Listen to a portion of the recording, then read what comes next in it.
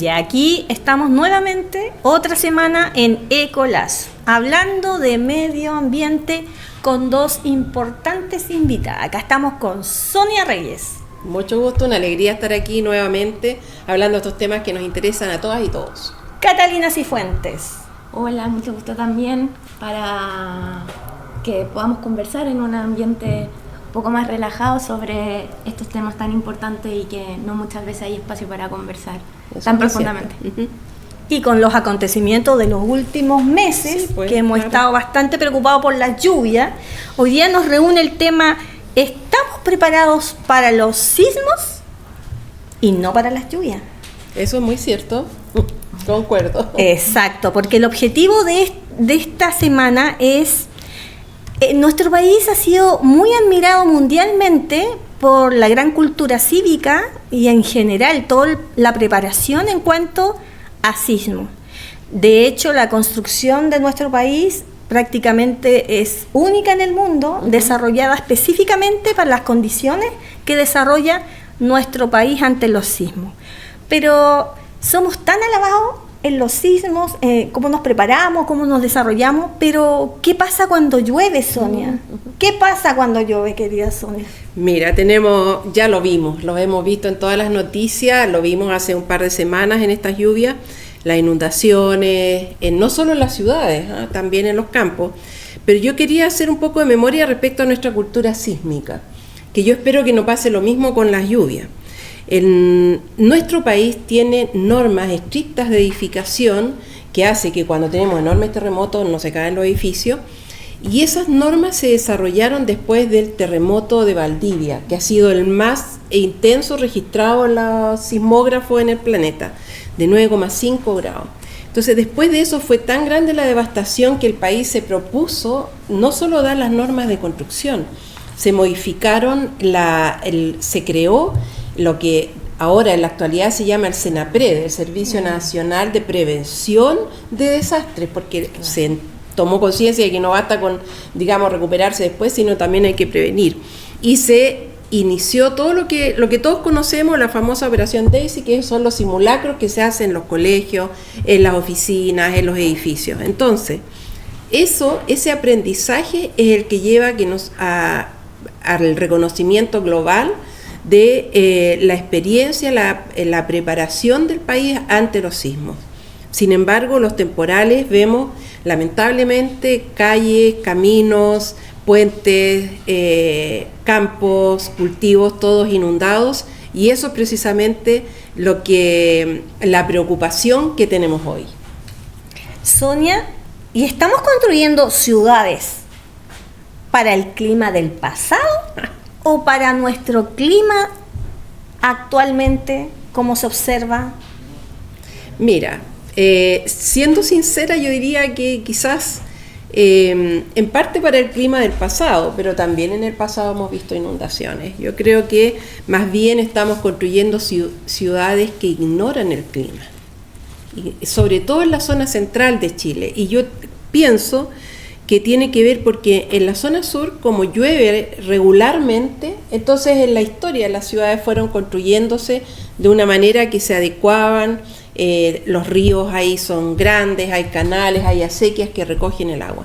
Pero la zona central, como es una zona que suele tener, en la historia siempre ha tenido sequías, como que en esos periodos de sequía se nos olvida la lluvia, ¿no? Y entonces empezamos a dar permiso de edificación en los cauces de los ríos o demasiado cerca, los canales se angostan porque hay que ensanchar una calle, como que se nos olvida la lluvia y la lluvia intensa. Lo que sí debo decir que no hemos visto antes es la intensidad, o sea, la cantidad de milímetros que caen así de una vez, que lo que nosotros llamamos un chaparrón. Esos chaparrones no eran tan frecuentes, menos acá en Santiago, ni en La Serena o en Copiapó, como hemos visto hace un tiempo.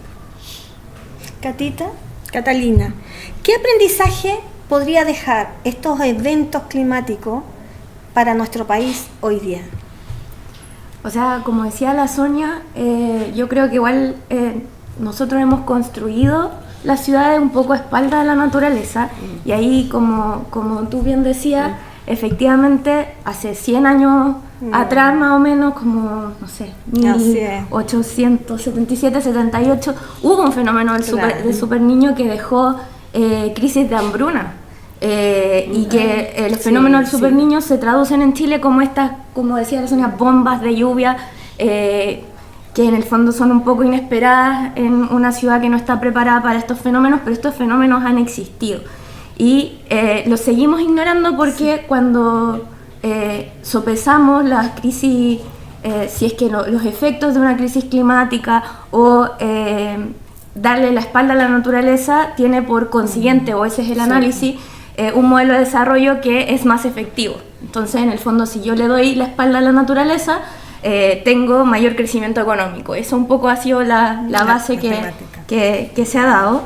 Y finalmente, la historia nos ha demostrado que es lo contrario. Sí. Si nosotros invertimos en naturaleza, no le damos la espalda al medio ambiente cuando construimos ciudades, estamos también asegurando el desarrollo y el crecimiento económico para nuestra generación y las futuras generaciones. Y ahí los aprendizajes que nos dejan es precisamente ver la naturaleza, ver cómo la naturaleza se comporta y cómo eso traducirlo en el uso de las personas. Entonces ahí, por ejemplo, todo lo que tiene que ver con la seguridad climática, la seguridad hídrica, pensar en economía verde-azul, nos permite identificar que efectivamente nosotros podríamos crear humedales artificiales viendo cómo los humedales actuales absorben agua en lugares donde hoy se requiere efectivamente espacios que filtren de mejor manera el agua. O, por ejemplo, este ejemplo del parque inundable Víctor Jara, que en el fondo considera que el San Juan de la Guada se pueda inundar y genera un parque inundable donde canaliza el agua para evitar que las personas se inunden. Entonces hay cosas que nosotros podemos ver que nos permiten tomar aprendizaje y prepararnos de mejor manera con ciudades más resilientes, porque además, y con esto voy englobando la idea, nos hemos preparado, tratando de evidenciar los problemas de la crisis climática, nos hemos ido preparando en mitigación, pero no tanto en adaptación. Entonces igual requiere hoy que nosotros pongamos nuestro ojo en la naturaleza para adaptar nuestras ciudades a los nuevos fenómenos ambientales que nos están ocurriendo. Sí, sobre eso voy a agregar algo, que hace unos días yo estaba buscando así en internet la expresión los ríos atmosféricos, porque mi duda fue ¿por qué nunca antes supimos de los ríos atmosféricos? ¿Por qué sabemos ahora? Y me enteré que primero es una expresión reciente, pero es un fenómeno que ha existido siempre. Y es que el vapor de agua, el agua que se evapora en el trópico, en la Tierra, sube y se desliza como en unos hilos largos, del tamaño del planeta, que por eso le dicen ríos. Pero antes se llamaban fenómenos de concentración de humedad. Sí. Entonces, no era un nombre muy fácil de acordarse y tampoco se escuchaba en la televisión ni se veía en los diarios.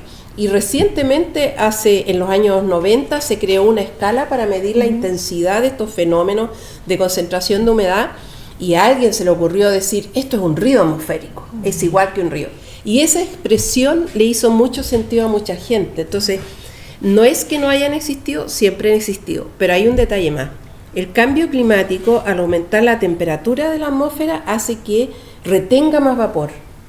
Entonces los ríos son más intensos, hay más vapor en la atmósfera, y como ese vapor circula, en el caso nuestro viene del trópico, baja así por el borde del continente, choca con la cordillera de los Andes, o sea, aquí al lado de nosotros, y la precipitación es muy violenta, porque está más agua concentrada en el mismo espacio. Entonces por eso ahora, primero los conocemos, pero segundo, son más destructivos que antes.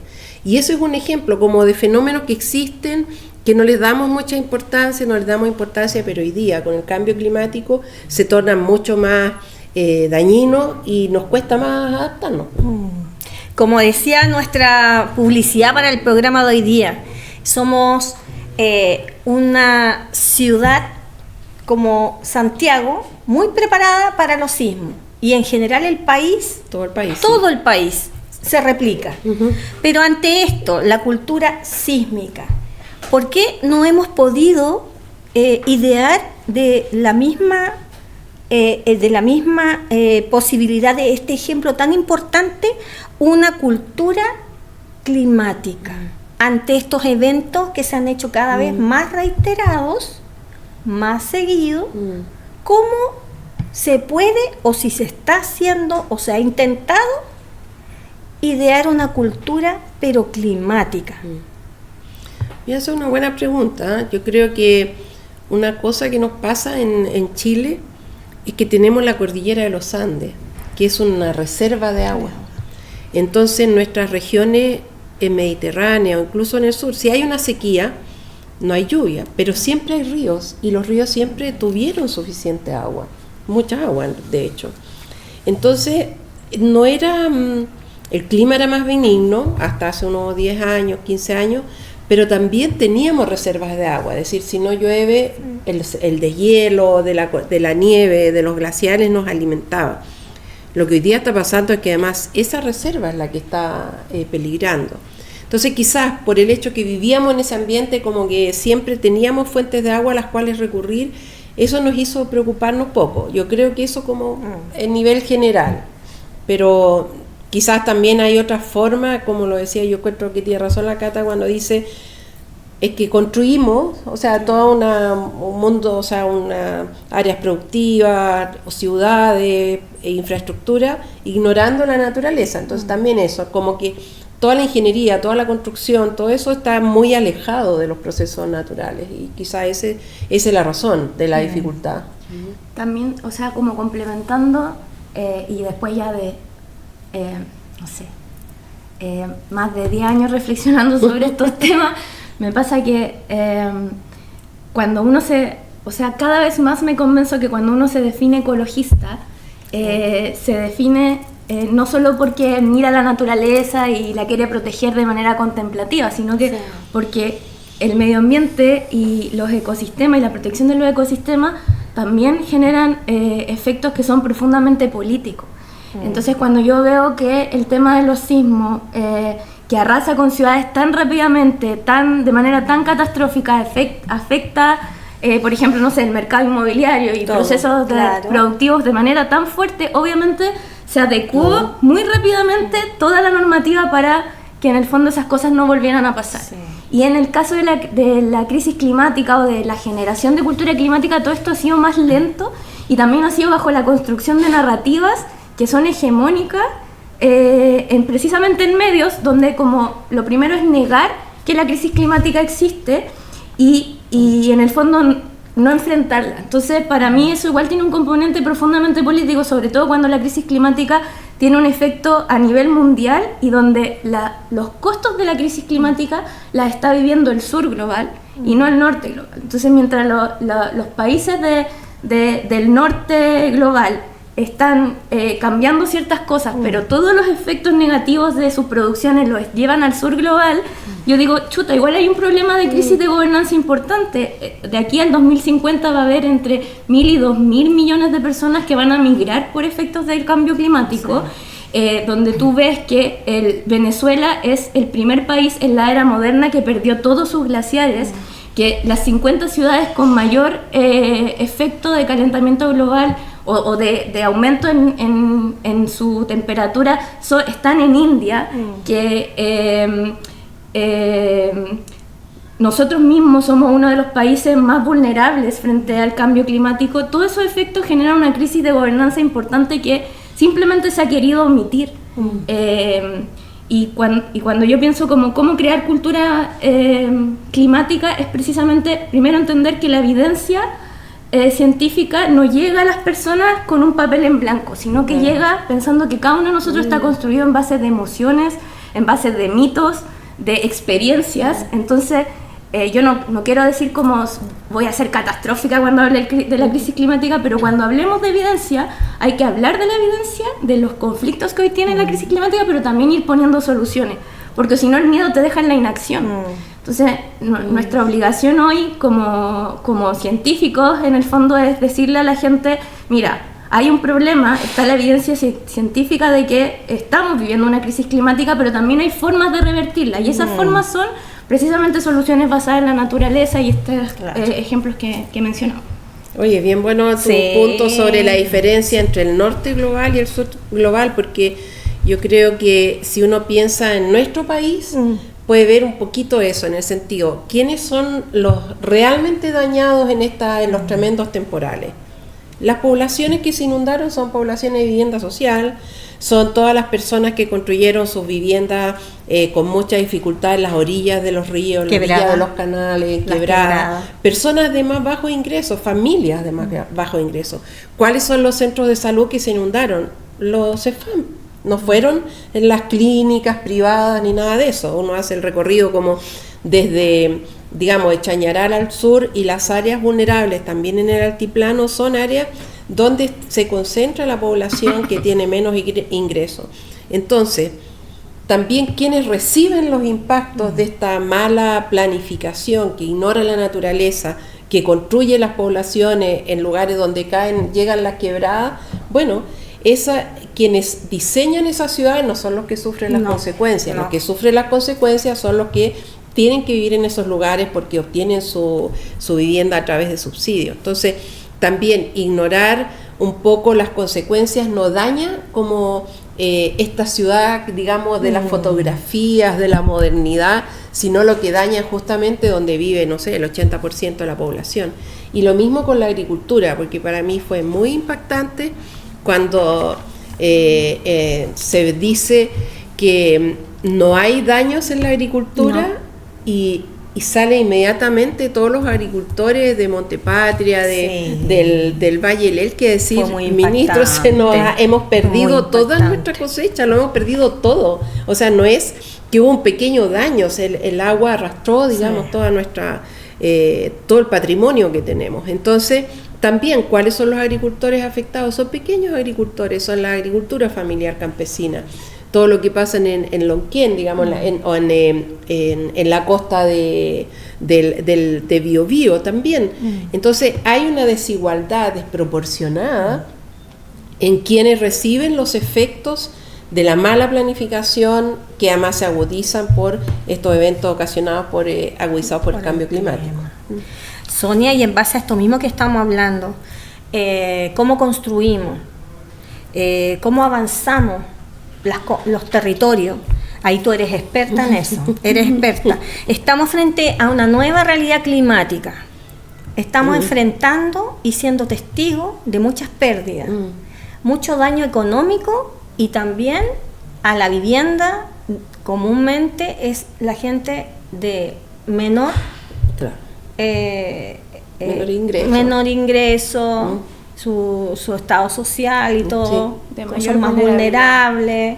En base a esto, las normas de diseño urbano se siguen considerando en una realidad que ya no existe, en un clima que ya no es el de hoy, y seguimos construyendo sobre suelos húmedos, sobre humedales. ¿Eso cómo es hoy?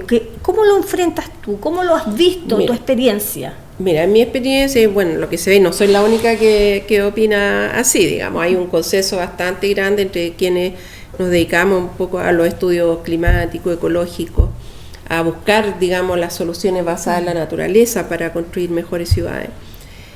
Nuestras ciudades cometemos dos gigantescos errores que afectan tanto cuando llueve mucho como cuando llueve poco, y es esto de pavimentar demasiado, todos los espacios pavimentados. Entonces, si llueve, el agua no tiene por dónde escurrir más que por las propias calles, no hay, los sumideros no están hechos para esa cantidad de agua, tampoco. Y además resulta que, imaginemos una ciudad, que todo este espacio es una ciudad, y si empieza el agua, llueve y el agua empieza a escurrir hacia allá, cada vez los ductos tienen que ser más gigantescos, porque en cada esquina, en cada sumidero va entrando más agua. Entonces eso no es sostenible. No podemos nosotros construir un ducto tan grande que recoja el agua de toda la ciudad o de toda una población. Lo que tenemos que hacer es mantener son espacios verdes, espacios permeables, tenemos que modificar eso.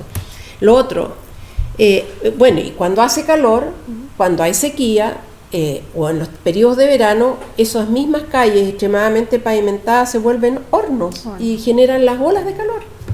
Entonces dañan a la población por lo contrario, digamos, por exceso de calor, y la otra por exceso de lluvia. Y el otro problema grande que tenemos es la calidad de la vivienda. Las normas actuales, las normas de construcción que establecen el mínimo de calidad para los sismos son muy buenas, ¿cierto? No se caen, las viviendas sociales no se caen, están bien hechas para los sismos. Los materiales que se usan son los adecuados, pero no así para las altas temperaturas, tampoco para las lluvias. Tú ves que en las típicas población de vivienda social, aunque sea de viviendas individuales o de blogs, las canaletas caen nomás el agua. No hay un lugar donde almacenarlas, no hay un lugar como capturar esa agua, se inundan a veces los accesos y bueno, ¿para qué decir la construcción sobre humedales? Eso es algo histórico, incluso recientemente ha sido defendido, pero los humedales, la construcción sobre humedales establece una vulnerabilidad para siempre sobre esas viviendas o sobre esos edificios, porque el suelo está saturado de agua y cada vez que llueva se va a sobresaturar. Y esa humedad va a subir por los materiales de la construcción, porque es natural, o sea, es como se comportan esos materiales. Entonces vamos a tener mayor prevalencia de enfermedades respiratorias, mayor vulnerabilidad y también una destrucción más acelerada de la propia vivienda. Entonces, por una parte, en la escala de la vivienda, las normas todavía fallan en eso, tanto respecto de la temperatura, o se calientan o se enfrían muy fácilmente. Segundo, de la lluvia, no están hechas para recibir lluvia intensa y como almacenar y recoger esa agua. Y tercero, en el nivel urbano, el exceso de pavimentación, la falta de áreas verdes y áreas verdes que no están construidas para retener agua, eso nos genera que se colmate rápidamente con la lluvia. Sí. Aquí una pregunta para las dos, cualquiera de las dos que se sienta más ahí segura para responder.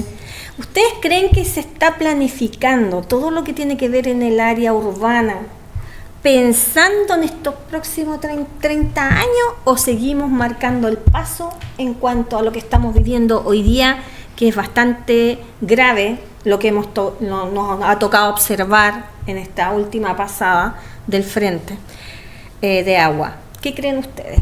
¿Estamos pensando o intentando? Yo creo que hoy tenemos algo que nos tiene que enorgullecer como país. No sé si todos los países ya lo tienen. Ahí, Sonia, me puedes complementar, pero nosotros tenemos una ley marco de cambio climático que durante la administración anterior también implicaba que cada servicio, que cada ministerio hiciera su plan estratégico de adaptación frente al cambio climático, y ahí el Ministerio de Vivienda hizo un plan estratégico, el Ministerio de Agricultura también, bueno, todos los ministerios tuvieron un rol para poder adaptar la normativa del cambio climático a los distintos sectores de nuestro país. Y además tenemos la estrategia de cambio climático a largo plazo, tenemos nuestras normas de contribución determinada, y nosotros somos un país que en términos de cambio climático o de normativa está muy, muy avanzado frente a otros países. Y eso al menos es un marco que te permite ordenar y definir una hoja de ruta para que las ciudades se puedan ir adaptando en torno a eso. Ahora, como toda normativa, también tiene que tener voluntad política de que avance. Y yo creo que eso es lo que ahora, como es el principal desafío, independiente del gobierno que esté de turno, nosotros tenemos que asumir, y las ciudadanas y ciudadanos como también exigir que esa normativa sea una base como pilar fundamental para poder ir adaptando las ciudades hacia ese punto, o sea, hacia mayor seguridad en las distintas áreas o rubros en los que nos desarrollamos, nos desenvolvemos como ciudadanas y ciudadanos en Chile. Sí, pues yo diría que ese es el gran desafío, porque hay un marco muy sólido y yo creo que estamos entre los 10 países del mundo que tiene esta ley marco, no más, y entre los países de América Latina el único que logró tener hace ya 4 o 5 años, el año 2022 fue publicada la ley marco de cambio climático. Entonces, el desafío ahora es continuar ese camino a través de todas las normativas sectoriales. Y entonces, pero hay ya elementos, lo que dan ganas es como de sentir que como sociedad completa estamos comprometidos y que no un cambio de gobierno implica que voy a dejar atrás lo que ya se hizo. Si eso fue un avance, ahora nosotros desde ahí tenemos que caminar. Ahora sí, yo creo que hay un principio central que diferencia mucho a los gobiernos, es dónde está el foco del desarrollo, qué es lo que queremos. Si mi interés para desarrollar las ciudades, la agricultura, la industria, son las personas, entonces obviamente voy a planificar de manera que las personas no se inunden, que los campos no se inunden, no se destruyan las cosechas. Pero si mi foco es permitir el crecimiento económico, voy a favorecer solo a las grandes empresas, que son donde están los grandes ingresos, económicos. Entonces esa diferencia, y lo que yo quiero es que haya un mercado que opera y que haya muchas exportaciones, mucha inversión, probablemente no voy a mirar este día a día de todas las personas que viven no solo en ciudades, también en el campo, que muchas veces nos olvidamos de los espacios rurales. Entonces, eso sí es un punto que debemos tener presente. Si nosotros estamos centrados en el bienestar de las personas, ciertamente vamos a pensar en la naturaleza y vamos a tratar de planificar junto con la naturaleza y vamos a estar sensibles a todos estos procesos que afectan a las personas y afectan más a las personas más vulnerables, a los países más vulnerables. Entonces, creo que esa diferencia sí hay que hacerla. Sonia, y un tema que es un poco sensible, como anterior Seremi de Medio Ambiente, yo sé que no todas las carteras a veces saben los detalles de todos los ministerios, pero en relación a esto, en inversión de prevención, en relación a reconstrucción, ¿cómo encuentra usted que eran las inversiones económicas de parte del gobierno hacia estas áreas? Si es que se puede saber. No, sí se puede saber, porque son todos procesos públicos, o sea, no hay secreto en ello. Quiero decir, sí, porque el gobierno anterior, una de las crisis más grandes que enfrentó tiene que ver con los incendios. Pero sirve igual, porque sirve el punto anterior que mencionaba. Si uno piensa en la población, entonces, ¿qué hace? Previene. ¿Y qué es lo que se hizo? Se multiplicó la inversión en la prevención de los incendios. Eso quiere decir que CONAF tuvo más recursos, mucho más recursos para que hubiera muchos más brigadistas. O sea, aquí nosotros teníamos 5 brigadas permanentes y llegamos a tener 10. Se hicieron más lugares de estos campamentos donde tienen que estar los brigadistas, porque tienen que estar cerca de los lugares donde se desencadena. Mucho más recursos en helicópteros, más aviones tanques. Es decir, eso existió en toda, o sea, hasta Concepción, no solo aquí en la región metropolitana, también en el norte, en toda el área que es afectada por los incendios, pero no todo es recursos, Maica, porque algo súper importante es la coordinación y la gestión. Y nosotros teníamos quincenalmente las reuniones del COGRID, que es el Comité de Gestión y Prevención de Desastres, digamos, que funciona al alero de Senapred, aquí en la región. Eran semanales las reuniones y en una semana asistían los técnicos y encargados y en la otra semana también los Seremi. Y a nivel nacional esta estructura también se replicaba, que se reunían los ministros con el director de Senapred, porque a veces tú puedes tener todos los carros de bomberos, todas las brigadas, todos los helicópteros, pero necesitas tener gente, necesitas quien te avise a tiempo, necesitas que las personas sepan dónde moverse, que la municipalidad sepa a quién recurrir. Y eso es coordinación y gestión, y eso existía. Entonces, quiero decir, hubo mucha inversión para frente a esa amenaza, en prevención y en estar preparados. Y también la construcción de tranques, por ejemplo, lo que se hizo acá en la región, construir estos tranques que son para almacenar agua, sirven para agricultura también, pero de esos tranques para almacenar agua para combatir incendios. Y esas inversiones estuvieron también en áreas protegidas acá, para tener esa agua ahí reservada y el helicóptero pudiera sacar. Entonces, por una parte, sí se invirtió en esa amenaza y sí en la prevención. También se instaló un sistema de coordinación en que todas las instituciones podían colaborar en la medida de sus atribuciones, de sus capacidades, y eso hizo mucho más eficaz. Y el número de incendios aquí, había muchos incendios, pero no alcanzaban, no superaban 1 hectárea, porque llegaban inmediatamente quien tenía que llegar, quien estaba más cerca para apagarlo. Y eso pasó en todo Chile, por eso yo sé que eso se puede. Entonces ahora el desafío para las lluvias intensas es otro, pero es parecido en el sentido de cuáles son las inversiones claves y cuál es lo que tenemos que hacer para coordinarnos entre nosotros. Sí, también yo complementaría que tiene que ver con coordinación, pero también con voluntad política en ciertas cosas. Sí, cierto. Y lo digo, por ejemplo, no sé, nosotros que estamos más en la ciudad a veces no lo vemos, pero un agricultor, un pequeño agricultor que tiene algunas hectáreas y donde cultiva, no sé, trigo, avena y raps, lo cultivó hace poco estos meses y va a cosechar recién en enero.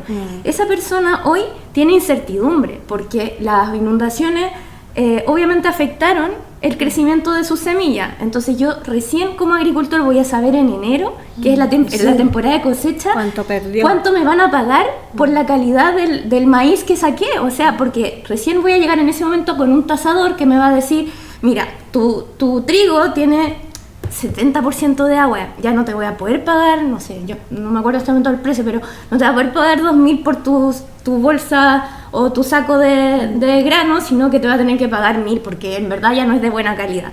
Esa incertidumbre que se vive en el campo hoy también tiene que estar coordinada con voluntad política para poder decir, bueno, entonces vamos a tener que hacer una bonificación para que esta persona pueda seguir siendo agricultor, pueda seguir aportando a la seguridad alimentaria del país y que no después directamente decida cambiar de rubro, porque efectivamente afectamos la seguridad alimentaria, terminamos produciendo alimentos de poca calidad o de baja calidad, y eso tiene efecto hoy en nuestras niñas y niños,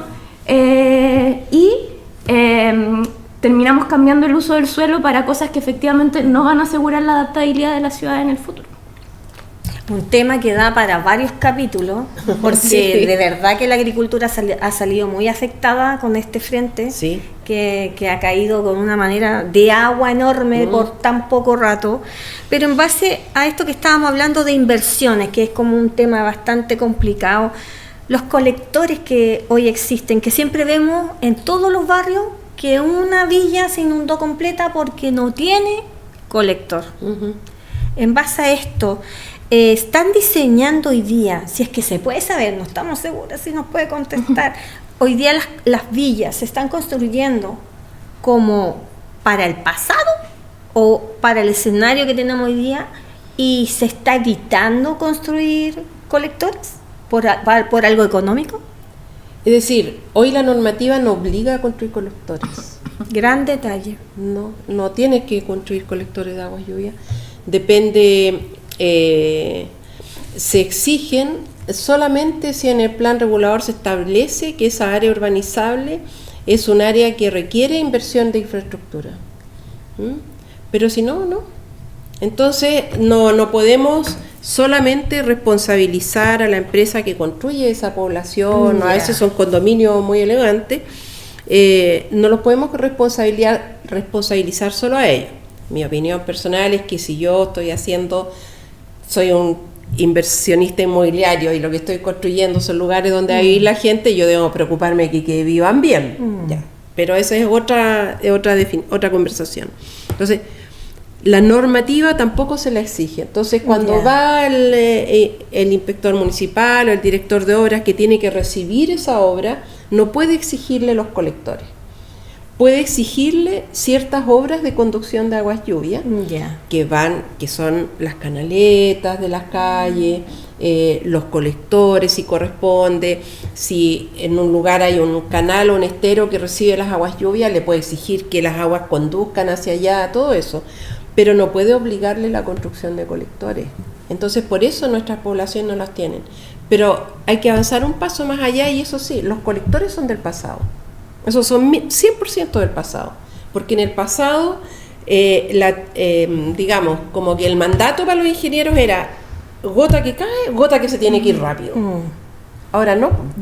Nosotros lo que queremos es que el agua que caiga se retenga y vaya a alimentar las napas. Claro. ¿Qué significa eso? Que tenemos que hacer franjas no pavimentadas que tengan drenes abajo, o sea que nosotros ponemos piedras, arena, gravilla y encima plantas, y entonces toda la lluvia tiene que llegar ahí. Entonces las canaletas o las plazas o las caídas de agua a las casas, toda esa agua se tiene que ir recolectando, pero cuadra a cuadra. ¿Para qué? Para que infiltre. Y tiene que haber espacios en los parques que son pequeñas bajadas, no son, no se imaginen ustedes un tremendo forado, sino, no sé, una pequeña desnivel, una placita que tiene 50 centímetros más baja. Y esa placita puede recibir el agua. Y no son infraestructuras caras. No es caro. Yo justo iba, qué bueno que lo dijo la Sonia, porque en la respuesta de si estamos construyendo para el futuro, no. Y efectivamente estas pequeñas soluciones no son soluciones caras. Y hoy el mercado inmobiliario trata como de abaratar los costos en todo para en el fondo poder tener mayor ganancia. Entonces lo que nosotros tenemos que transmitir es que esto no es un aumento del costo considerable en el mercado inmobiliario. De hecho, al revés, a un dueño de una inmobiliaria le conviene mucho más pensar y diseñar barrios con esta perspectiva, porque después vienen las demandas de casas inundadas, de problemas que, no sé, la construcción en duna, de problemas que en el fondo el mismo mercado, o sea, el mismo dueño después va a estar lleno de demandas y teniendo que pagar indemnizaciones, y bueno, en el fondo también es un riesgo para su propio capital y riesgo de su trabajo. Sí, pues a veces uno piensa que en el futuro que siempre va a requerir más tecnología, que como que la imagen del futuro es un futuro muy tecnológico, con autos voladores, con iluminación, no sé, con edificios de 500 pisos, no sé, como las películas de ciencia ficción.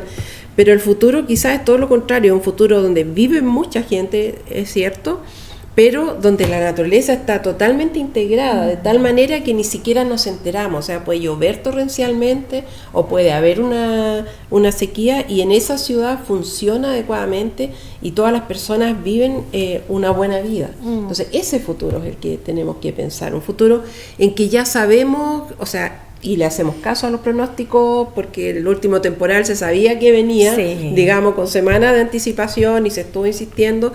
Entonces ese es el futuro en que la tecnología sirve justamente para conocer y para adaptarnos, para entender ese clima y para decir, pucha, nosotros podemos hacer esto. Sonia, me quedo dando vuelta a lo de la normativa de los colectores, porque me tocó ver villas bajo el agua tanto en mi comuna, que son dirigentes que yo conozco que estaban con el agua hasta más no poder, y en todo el país. ¿De qué depende que esa norma exista hoy? ¿De quién depende que se pueda corregir y que obra hoy pudiese exigir a quien va a construir que esas futuras villas lo incluyan? ¿De qué depende? Yo diría hay dos instituciones principalmente.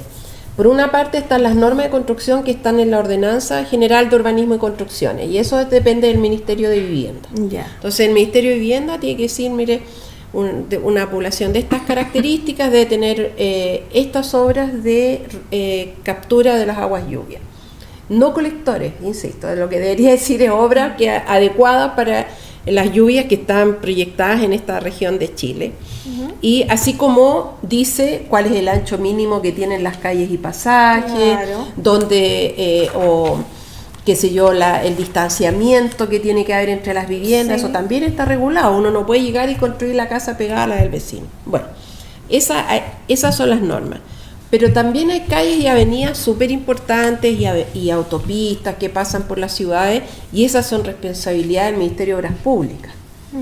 Como también las carreteras, porque las carreteras en su paso a través de los campos también conducen muchas aguas lluvias. Y yo no sé si alguien ha ido en el bus o ha ido en auto cuando está lloviendo en la carretera, uno puede ver que cada cierto tiempo hay unas caídas de agua, y en la última lluvia se hacía una especie de catarata en esos lugares.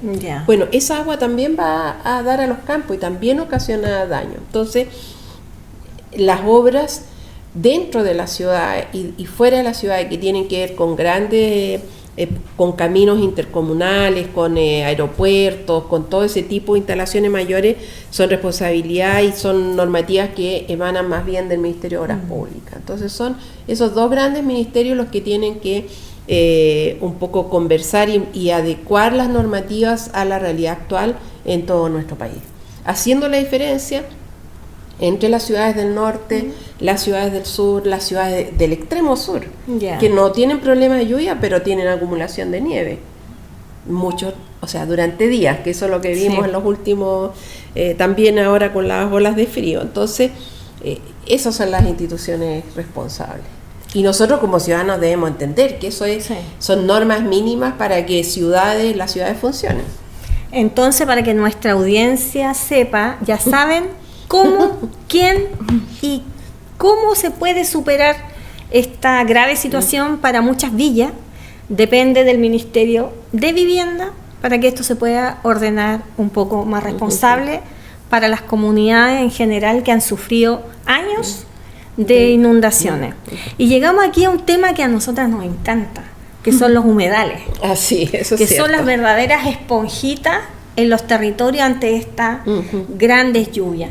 Tenemos en nuestro país Valdivia, que fue declarada ciudad humedal, con mucho orgullo para ello, y que es un ejemplo cómo ellos respondieron ante estas lluvias como ciudad. Sí. A 100 milímetros. Cayeron 400 milímetros en una noche. En una noche. Fue menos de 24 horas. A 150, no sé por cuántas horas. Sí. Cantidades de agua con balde. Y la ciudad está impecable, quedó impecable después de esta gran lluvia. En relación a este efecto de Valdivia, los humedales, un tema sensible, son importantes, absorben el agua, va a las napas. ¿Qué creen ustedes que en el resto del país se puede generar desde este ejemplo en relación a los humedales que existen en todo el país, en su protección, en el desarrollo de las construcciones en relación, porque se ha hecho mucho énfasis a construir sobre humedales, en relación a estos dos puntos importantes? Cualquiera de las dos que quiera como ahondar en estos dos temas, se las dejo ahí. ¿Qué creen ustedes? ¿Por qué me están mirando? No, es que yo creo que este ha sido un debate como de amplia discusión estos últimos días, y efectivamente, claro, Valdivia ha podido avanzar porque en el fondo había una voluntad política de esa alcaldesa de otros cargos de elección popular, diputados, senadores, que en el fondo impulsaron a que la ciudad fuera declarada como ciudad humedal, y que es la primera de Latinoamérica por lo demás. Sí. Entonces, a raíz de esa decisión se fueron creando también ordenanzas municipales y ciertos diseños desde el municipio para ir protegiendo los humedales e ir mirando la ciudad o construyendo la ciudad mirando los humedales y no dándole la espalda, porque de hecho cuando uno recorre Valdivia hay ciudades, hay como poblaciones que están como negando su humedal, y yo creo que con el tiempo se ha ido entendiendo que los humedales son parte importante de ser valdiviano o valdiviana, y yo creo que eso tiene que extenderse a todo el país. O sea, Chile tiene humedales en todas sus regiones. En todas las regiones. Así es. Y hay que protegerlos, cuidarlos, entender que son verdaderas esponjas, pero también se pueden mirar los humedales para hacer otros ejemplos, como yo te mencionaba, como humedales artificiales en lugares donde también precisamente puede chupar agua, y ser una solución alternativa a los ejemplos como los colectores o construcciones de ciudades del pasado. Puede ser una alternativa frente a eso. Y a mí lo que me preocupa es efectivamente que se siga mirando que una solución para precisamente la gente más vulnerable es construir sobre humedales y no generar otras alternativas que permitan compatibilizar el tener una vivienda con mantener esos humedales lo más prístinos posible. Eso también se puede traer aquí a Santiago. Pasaba, por ejemplo, con Quilicura, que muchas organizaciones defendían el humedal de Quilicura, que en el fondo la inmobiliaria... El Colo-Colo, el famoso Colo-Colo. Claro, o que la inmobiliaria decían, no, pero si el humedal ya se achicó, bueno, con esta lluvia hemos visto cuánto se expandió y que el humedal sigue siendo importante, sigue absorbiendo y evita efectivamente que las poblaciones alrededor del humedal, que son también de las más vulnerables, hoy no se inunden. Y ahí yo creo que también es importante poner el componente económico, porque casi toda la economía mundial se sustenta en algo de la naturaleza o en base a la naturaleza, pero invertimos un 1% del PIB mundial en proteger y conservar la naturaleza, y los efectos que tiene después frente a este tipo de catástrofes son pérdidas económicas muy grandes. O sea, vimos por ejemplo ahora en Atacama, en Coquimbo, la destrucción de puentes completos, infraestructura vial completa que se destruyó con estos procesos. Entonces efectivamente no lo podemos negar y tenemos que trabajar en torno a que esos ecosistemas se protejan. Yo igual estaba buscando algunos datos antes de la entrevista y ni siquiera sé cómo llevarlo como a pesos chilenos para poder decir el efecto, pero hoy la crisis climática nos gasta 3,7 billones de dólares. Devastador. Frente a los problemas ambientales que tenemos. Entonces yo como que trataba de decir, ya, ¿cuál es el ejemplo que puedo decirlo para que se sientan fácil? Y es tanto la pérdida, que ni siquiera se puede traducir a un ejemplo concreto como para que la gente lo entienda rápidamente en su casa. Es mucho.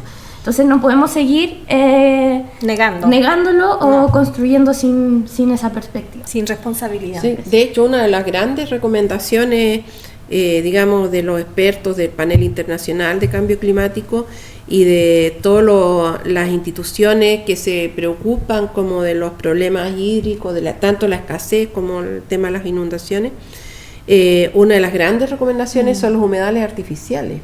Recuperar los humedales que existen, y nosotros en nuestras ciudades, casi todas las ciudades de Chile tienen su humedal, bueno, pero aquellas donde no existe, crearlos, o sea, crear intencionalmente espacios que, como te digo, son esas pequeñas zonas un poco más bajas, que tienen vegetación apropiada y que pueden recibir una gran cantidad de agua en pocas horas y almacenarla. Y eso genera, por ejemplo, todas las aguas grises, las aguas que se ocupan en el lavado de las manos, las aguas que se ocupan en el riego de los jardines, esas podrían escurrir a esos espacios y alimentar y además generar otros beneficios que no son solo hídricos. Por ejemplo, regula la temperatura. Entonces, generalmente estamos como concentrados en los extremos, cuando hay mucha sequía o cuando hay mucha lluvia. Pero la mayor parte de nuestros días, digamos, hay una transición entre estos dos extremos.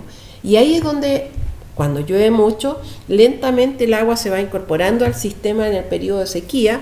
La sequía llega a su extremo, digamos, y luego llueve y de nuevo podemos partir ese proceso. Yo creo que eso es lo que tenemos que pensar y es cada vez más posible, y además también pensar en las soluciones pequeñas. Imaginemos que cada población, cada villa tiene su pequeña plaza, su pequeño humedal, y eso está distribuido en la ciudad. Es mucho mejor eso a tener que buscar un terreno muy grande para construir un solo humedal para toda la ciudad, para poner un extremo. Como las plazas de bolsillo hoy en día. Por ejemplo, las del gobierno regional, claro. Y eso, que han impulsado mucho los bosques de bolsillo. Sí. Y de hecho acá en casi todas las ciudades también tenemos cerros islas, como los cerros de acá de Santiago, pero eso también hay en Concepción, hay en todas las ciudades chilenas, si uno piensa, tiene su cerrito, su pequeño o gran cerro. Bueno, en esas laderas también lo que pasa es que cuando llueve, que escurre mucho, todo el suelo se va para abajo, puede haber hasta remociones en masa.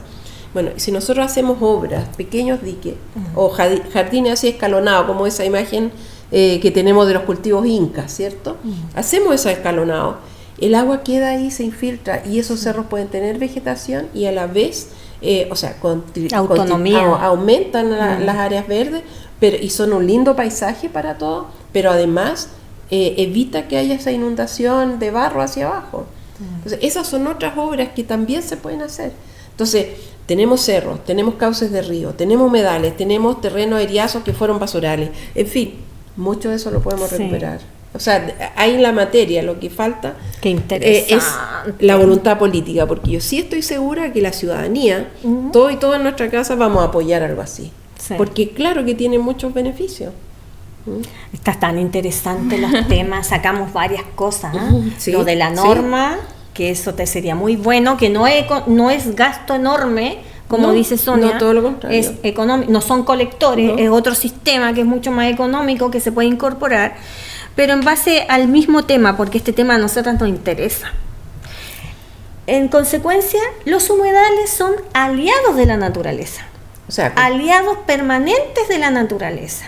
Y en este enfoque de que son aliados, ¿es conveniente que se siga construyendo sobre ellos, rellenando humedales, construyendo villas sobre humedales, en relación de generar más vivienda, pero a la larga sabemos que esto nos resta en cuanto a prevenir desastres? Claro.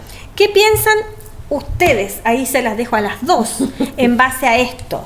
¿Va a ser mejor en cuanto al daño económico tapar humedal y construir villas sobre ellos, o usarlos como aliados estratégicos y superar estas graves problemáticas del cambio climático? O sea, yo ajustaría la frase y diría que los humedales son aliados estratégicos de las personas. En tanto son naturaleza, son aliados estratégicos de nosotros, y de cómo construimos un estilo y calidad de vida en torno a esos humedales. Y ahí yo, como no quiero, como que se habla mucho de que quien lleva la discusión ecologista o defiende los ecosistemas y la naturaleza, en verdad es una persona que tiene toda su vida asegurada y no está viendo los otros problemas que hay alrededor. Y yo quiero insistir con eso, como alguien que es ecologista no necesariamente tiene su vida asegurada, Claro. pero sí ve que el negar la naturaleza trae problemas de gobernanza, problemas de decisiones y profundiza las desigualdades. Entonces, a ese comité de vivienda que a veces está muy enojado y discute con los ecologistas, como algo que pasa mucho en Valdivia, porque en el fondo no estamos viendo la crisis habitacional que existe, yo le quiero decir, no, estamos viendo la crisis. Sabemos que hay una crisis habitacional, pero a esa persona que hoy quiere su casa, yo no le deseo que el día de mañana tenga una casa inundada que después no pueda vivir ahí, como ha pasado en poblaciones en los ríos y en los lagos.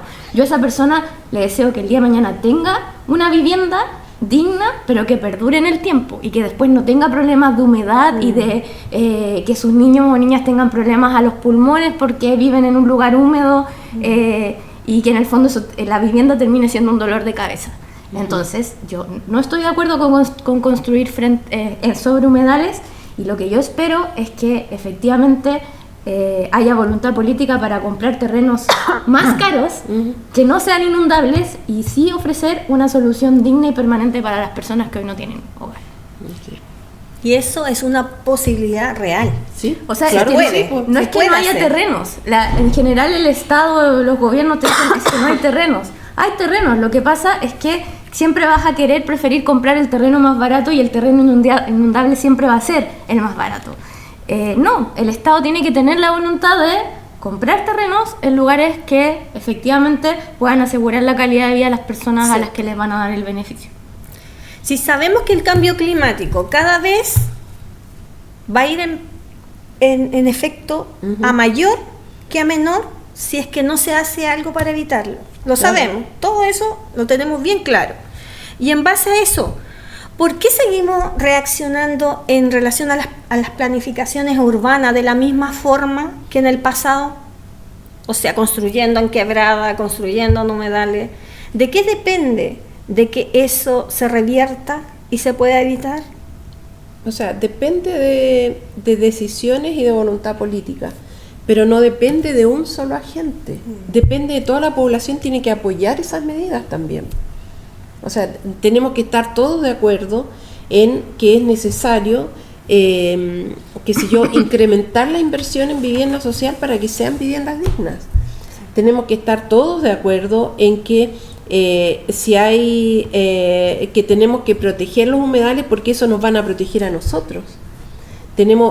Es cierto que tiene una palabra importante quien tiene la autoridad o quien tiene los recursos para invertir. Ese tiene más decisión o más capacidad que nosotros, pero si somos muchas personas que decimos, ¿saben qué?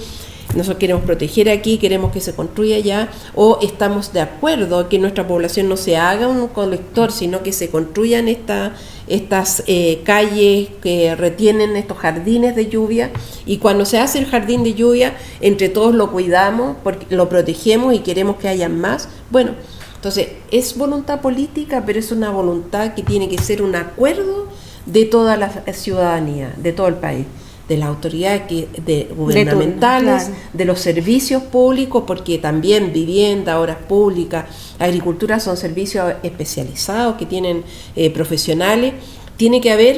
Tenemos que entender que la naturaleza es, digamos, nuestro principal patrimonio como país. Sí. Es mucho más y eso es lo que necesitamos proteger para de ahí construir. Entonces, es una voluntad política que no solo involucra a las autoridades, sino también a la población. Y yo complementaría que es una voluntad personal también, porque somos muy egoístas todos a veces, como, no sé, el típico ir caminando por la calle y tirar basura, o ir a un camping pero no llevarte tu basura. Si yo le pregunto a la gente en general, ¿dónde es tu principal destino para ir de vacaciones? Casi todo el mundo te dice la naturaleza, algún lugar, un parque nacional, la costa, la playa, siempre es la naturaleza, pero es muy fácil hacerla de lado cuando tu bolsillo se va a ver afectado. Entonces, si no entendemos que esto va de la mano, es muy difícil avanzar. Y era lo que yo te decía, al final, la evidencia científica no sirve, no vale la pena si es que no entendemos que hay narrativas en nuestra percepción del día a día que han estado construidas desde antes. Entonces hay que ir a atacar esa narrativa y poder usar la evidencia científica, pero con un relato que permee en las personas. Que en el fondo te diga, ser ecologista es pensar en un futuro más democrático, pensar en tus hijos e hijos, y en el fondo entregar soluciones baratas a corto plazo y que realmente sean soluciones que sustenten el futuro. Cierto. Sabemos que todas estas iniciativas y cambio y prevención hacia el futuro depende de todos, de todas las orientaciones políticas, porque al final el país es de todos. Todos tenemos que mantener este país en buenas condiciones y a una ciudadanía protegida.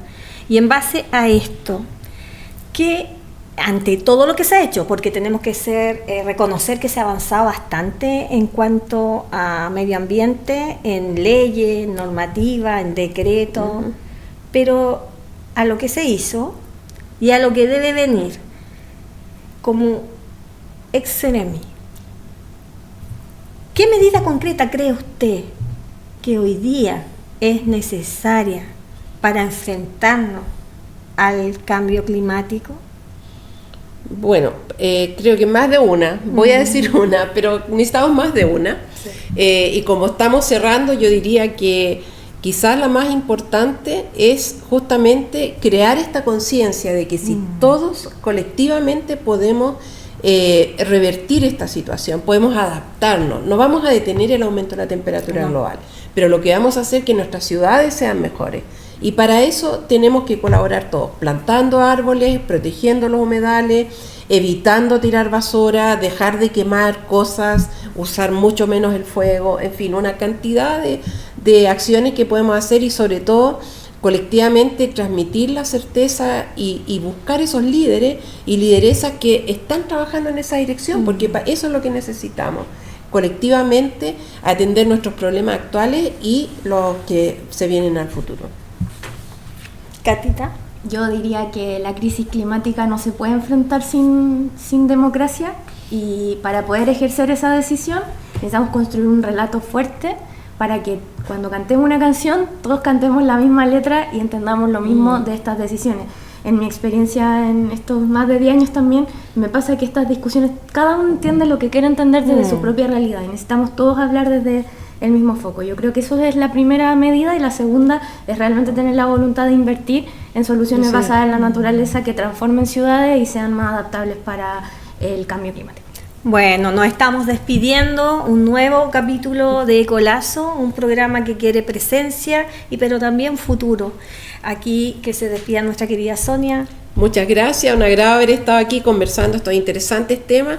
Se quedan como muchas cosas en el tintero, pero también eso quiere decir que queda mucha conversación por delante. Muchas gracias. Catita. Sí, yo también muy agradecida de la invitación, que ojalá el programa le pueda seguir yendo muy bien y que se den estas discusiones en todos los medios. Hasta la próxima semana. Chao.